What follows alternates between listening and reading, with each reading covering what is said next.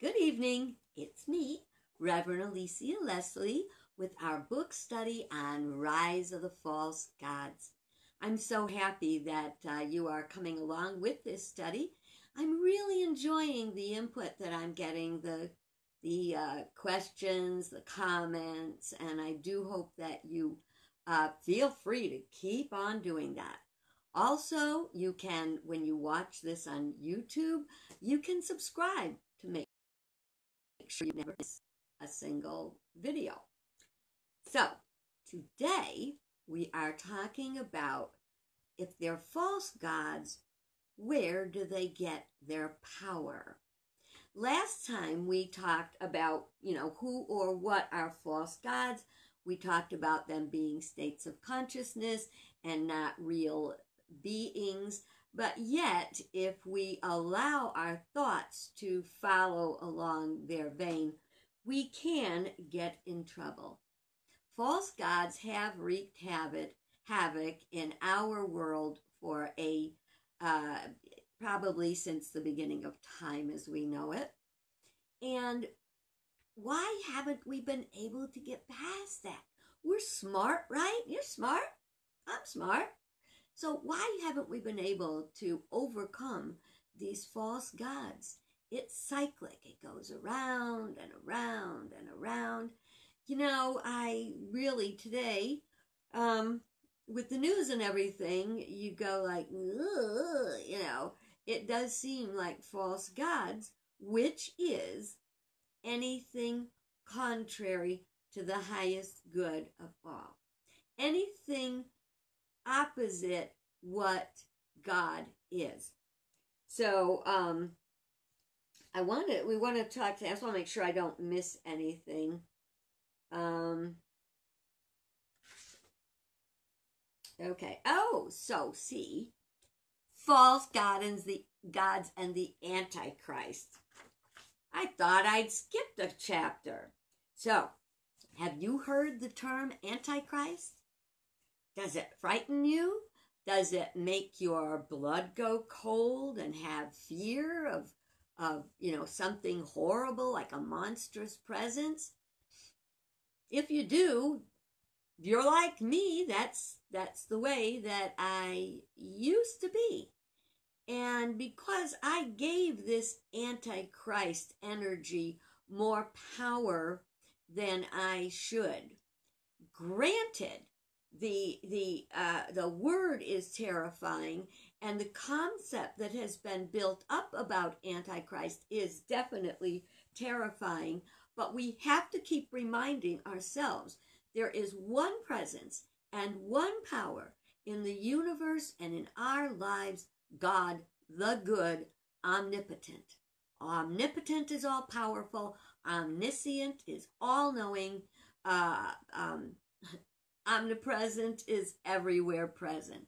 So even in the midst of this craziness that we are finding ourselves in, I'm going to urge you, I'm going to beg you to breathe and to know that God is, and God is greater than the appearance of what we are seeing in our world today. The more we fall into that trap of taking that as what is real, the more power we give it. So, how do false gods get their power? We give it to them. I know, we live in a finite world we have finite brains, but we have an infinite spirit. So I'm really going to call on you at this time to stay strong and to stay positive.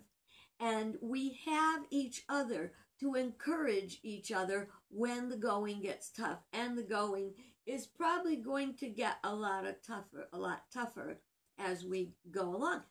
But please remember, this is nothing new. We've gone on these cycles far back as history can go, and then some, right down to the paintings on the cavemen's walls. So one of the words, the translations for the word false god, was given by the Apostle John, what it means is pseudo-Messiah. Pseudo-Messiah. Now, this is true on every level. Remember, when we look at these things, we're looking at the literal, there is something literal, the moral, which applies to the people, and, well, the creation in general, and then there is the metaphysical, which is the spiritual, which is very personal, and it is behind all of the appearances that we see.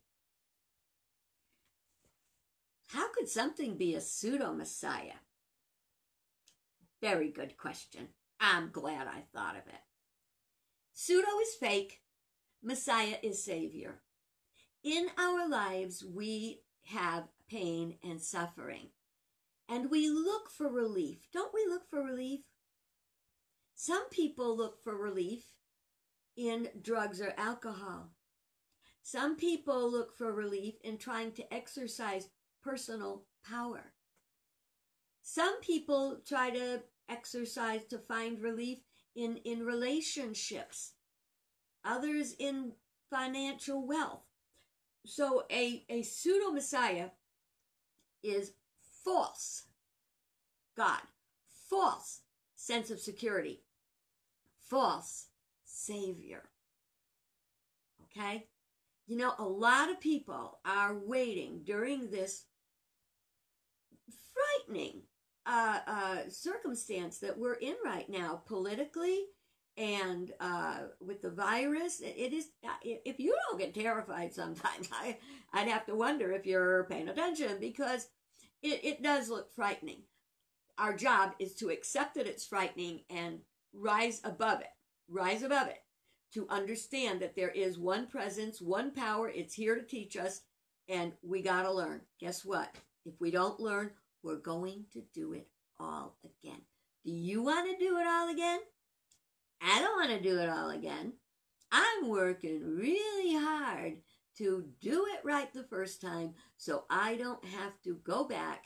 And even I always think the best reason, one of the best reasons for staying in line spiritually, for being a good girl, being a good guy, whatever, is that if, in fact, and Unity does teach that if reincarnation is valid, we are now creating the world we are going to come back to. And because of the law of cause and effect, the causes we send forth, whether we are working, even though it may seem impossible, even though we may feel powerless, we are children of God. We are divine spirit, and we have within us all we need to do the right thing. But if we sit around and moan and groan and let our fears, deplete us, where's our power? It's not gone. It's just kind of in hiding. Many politicians today are standing against the things that are important to us. Our environment, getting rid of coronavirus, taking care of all people, the blessed words from the Statue of Liberty. Bring them, come here. This is the beauty of the America that I know. And that beauty is being trashed. Science is being denied, and people are cheering it. Wow. See, understanding the law of cause and effect, yeah, there's one presence and one power. Yeah, it's God. God's all powerful, and things are going to turn out all right. But we don't know how long that's going to take, and it's not going to happen until we are willing to do our part as powerful spiritual beings. Got it? So let's see, how did this thing happen where we started to give false gods our power? Well, it started in a garden where we were told, Adam and Eve were told, not to eat the fruit of 2 trees. Oh, I know, over time history's washed it out, so it's don't eat the fruit of the tree. And of course, the tree was misquoted because it was the tree of good and evil. But that's not the right words. The right words are the tree of the knowledge of good and evil. And what about the other tree? Do you know the name of the other tree? Remember Genesis? It is the tree of life. Okay, so gonna do a little reading. I'm gonna go over tonight. I'm gonna tell you that right now because I can't get all this done in that little bit of time I usually give myself, but I want to make sure I give you the fullest depth of the story. Okay, so we're going to look at the story of Adam and Eve. Is it a true story? It is a truth story because the metaphysical message within it is absolute truth. So I'm going to invite you to let go of the thought that you have to take every word that I'm saying is there was an Adam and an Eve. We're looking at this spiritually, but first of all, we're going to go over it like it is in the Bible, and I'm kind of giving you the cliff notes. God created the world and the Garden of Eden. He then created from the dust a man named Adam to till and care for the garden. He told Adam he was free to eat from every plant in the garden except the 2 trees in the middle of the garden, the tree of life and the tree of the knowledge of good and evil. God told Adam that if he were to eat from either one of those trees, he would surely die. Okay? Interesting point. Feeling Adam would be unhappy all alone, God created the animals, the birds, the fish, and brought them all to Adam, who named them all. But none of them were sufficient to be a helper to Adam, so he created a woman named Eve. Adam and Eve were very happy in heaven until one day when a serpent came to Eve and told her she should eat from the tree of the knowledge of good and evil. Although she told the serpent they were forbidden from eating the fruit of that tree, with a little convincing, she decided to try some.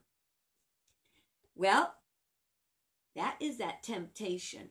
Every day we have temptation. We have temptation to take the easy way out. We have temptation to cheat a little. We have temptation to try to exercise power over other people. That is what the serpent's thing was all about. It tasted good, and she took the fruit to Adam. Well, he reminded Eve, hey, we're not supposed to be eating that fruit. Yet with him also, a little convincing is all it took for him to eat the fruit.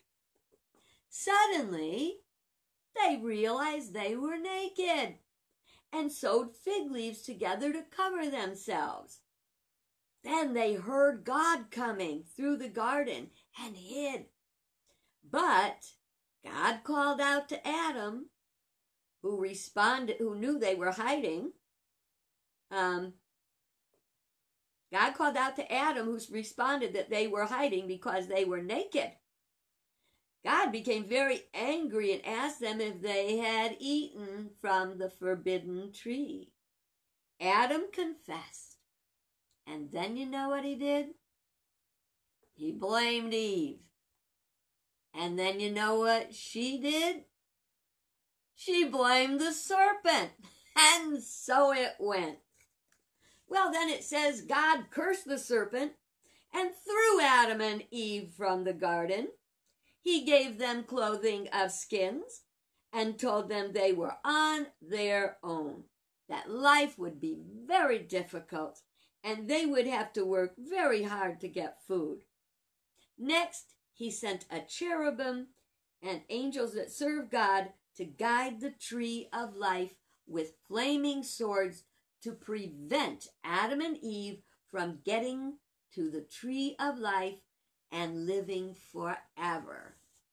Booted out of paradise. Well, this is what is called the story of original sin. It's what our parents have taught us about, life, that's Adam and Eve. They did. Now we bear this sin on us. Have you ever been told you have got on you the original sin? What was that original sin, metaphysically speaking? It's what prevents us from living lives of ease and plenty. You see, when we live in harmony with spiritual principle, life really is good. But when we push to get our own way and we go against what is right and true and good for us, cause and effect, things aren't so good from there. Now, within each one of us is Adam. That's the part of our mind that thinks from the purely human level. Did you ever notice with yourself there's that part of you that thinks spiritually? Oh, that's like when we're in church or when we're doing our prayer time. And then let's say we're in church doing our prayer time, holy, holy, we come out of church, and then there, is a fight to get out of the church parking lot, and people are cussing each other out and everything. That's the human part. We want to live in the upper part, the spiritual part. Well, Adam mind is that very human, lower consciousness.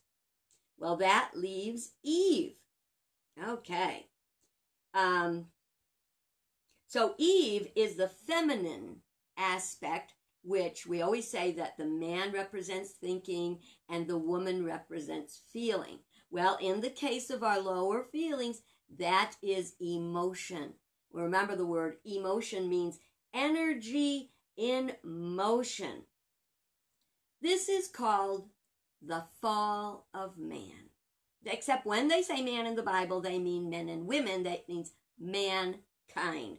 Language sure can be hard, can it? So anyway, they fell. They fell from higher consciousness down into the lower consciousness. And what happened there is we are, when we're talking metaphysically, we're here on earth now because we have to learn. We wanted to be as smart as God, Spirit, all-knowing, but that we have to earn. It's something we have to grow into. Have you learned anything in life? Do feel free to make comments, ask questions, or whatever, because I will go back and check them later. Can't necessarily see them now. But what have you learned? Did you remember learning that lesson? Remember when I told you the story before about learning the lesson about cussing and how it takes away your intelligence? I got that. It's not that a cuss word never escapes my lips, but I'll tell you something, I know what that does to my consciousness and to me. Okay. La la la la. So God gave Adam dominion over everything in his world, and he let him name all the creatures. He was intended to have a good and happy life. Enter the serpent. The serpent represents sense consciousness. Before the serpent and the tree and everything else, they were happy. Did they even care they were naked? I don't know. Some people, by the way, say that the story of Adam and Eve, that there was not a tree involved, that the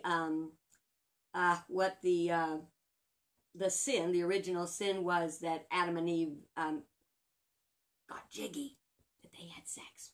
That's just what some people say. Anyway, enter the serpent. The serpent represents the lowest carnal nature.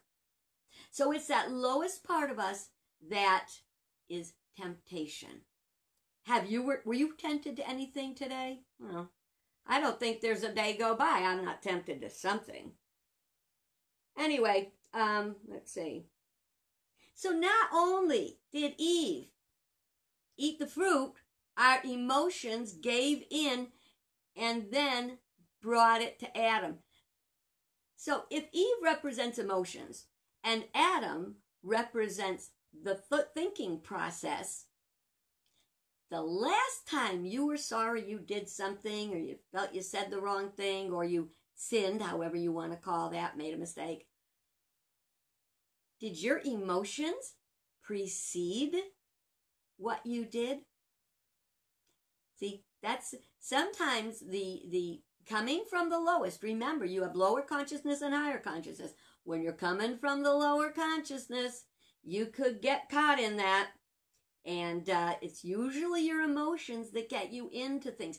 That's what this story is really trying to tell you metaphysically. And I do hope you go online. You can get this book for free if you've got Amazon Prime. If not, you can go on Kindle for $5. You can get the hard copy and do what I do and draw in it and color it and all that stuff. Once they ate the fruit, they realized they were naked, that they were exposed, okay? So when you did something that wasn't right and you got exposed for it, let's say you told a lie and you got caught in the lie. So that is seeing you're naked. It's seeing that you're exposed. And what do most of us do when we are exposed? A lot of times, well, it wasn't my fault. I didn't really mean it. It was an accident. You know, we go and we make up the excuses. So it's funny because I was thinking, you know, so Adam and Eve took leaves from the fig tree to cover themselves. And I thought, maybe it should have been the fig tree, because we do try to make excuses. And then there is the blame. There's that part of us that does not want to accept that it was us that did it, that we're the ones that made the mistake, that we're the ones that, you know, hurt somebody's feelings, that, you know, because sooner or later, you gotta be accountable for your actions. So this story describes the change of awareness from wholeness in God to separation from God. And the point is to learn from the experience. I'll bet you know someone who has got all kinds of degrees, but what don't they have? Sometimes they've got degrees, but they haven't got a lick of common sense. Then there are the people who don't have any book learning, as it were, but they are as wise as they could be. This is another way we judge. We judge from the human perspective, not from the spiritual. So here's the thing. So then they get kicked out of heaven, out of paradise. And it says, God provided for them garments of skin. Okay, back to Genesis. Did you know that the creation story is told twice in the Bible? Go back and read it. It's all in Genesis 1 and 2. The way that we interpret it metaphysically is in the first creation story, God creates individual consciousness, individual awareness that is a part of, I'm sorry, cat here, a part of a greater whole. Then the second time, that the second creation story is when God makes Adam out of mud, and then he breathes the breath of life into his nostrils, and he became a living being. And then when he decides he's gonna make Eve, he takes a rib from Adam. And I love the old saying that said that God did not take a bone from Adam's foot that she should be beneath him. And God took a bone from his rib, or a bone from his head that she should be above him, but from a rib that she should be behind him and always close to his heart. Okay, so, and that's the way we should be. Our thinking and feeling nature should work together, not separately. So between our emotions, it is our emotions and our human thinking that gives the false gods power. Fear gives false gods power. Jealousy, selfishness, all of the very human parts of our nature give false gods power. In our current political situation, they say a lot of people are not standing up for truth because they are afraid they'll lose their job. Have you ever been afraid you would lose your job if you did the right thing? I know it's not easy, but if you are afraid you're going to lose your job by doing the right thing, then you do the right thing, I guarantee you, Spirit will bring you a better job than you ever dreamed you could have. You cannot go wrong doing the right thing. You can never go wrong. Oh, did I go back to I didn't get back to the skins yet. Doggone it. So when they got booted out of heaven, out of paradise, he says he gave them skins to wear. Metaphysically, the skins they got to wear are this skin. Not a bear skin or a lion skin or a bunny skin or anything else.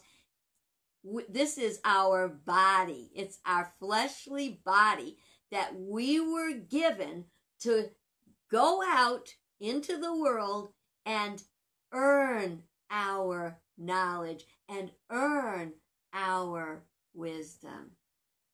Pretty cool, huh? So I hope you kind of got a flavor. I could not. This one was a long chapter, so I just keep trying to, to look and pick up something. Oh, let me do this one because this is important. It's all important. Distraction is a major tool of false gods because it separates us from each other. And it separates us from the focus on our highest good and what we want. What is it they say? Oh, remember I've talked about it before where I've said if you have something you want to get done, make a note. Just put these words on your computer. Purpose versus task. Okay? If your purpose is to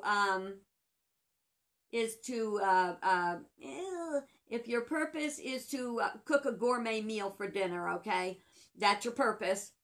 And you find yourself sitting on the TV having a couple of chocolates and some tea. Is that task that you're doing going to feed your purpose of making a gourmet dinner? If your purpose is living a God-centered life, is gossiping or griping or cheating on your taxes or whatever, is that task fulfilling your purpose? A wonderful thing to do at the end of the day is to look at purpose versus task. If Adam and Eve, if our human consciousness, that's what Adam and Eve represents, the human part of us, the human thinking, the human emotions, okay? If our God-given purpose is to grow spiritually, we want to be taking all of our thoughts, words, and action and pointing them in that direction. And that doesn't mean there's no fun. There's lots of fun. I mean, taste buds were given to us because eating is fun and it tastes good. If food didn't taste good, of course, we'd never have to go on a diet, right? We'd just eat what we had to so we didn't starve. Life is meant to be enjoyed, okay? Do not be afraid of the Antichrist, because you are far more powerful. And this consciousness of fear and a second power. There's one presence and one power in the universe and in our lives. God, the good, omnipotent. Okay? Don't give power to anything and anybody else. Do what is yours to do. You do the right thing. Don't be afraid to speak up for the right thing. Teach your children the right thing. Be an example for others. God's got the rest.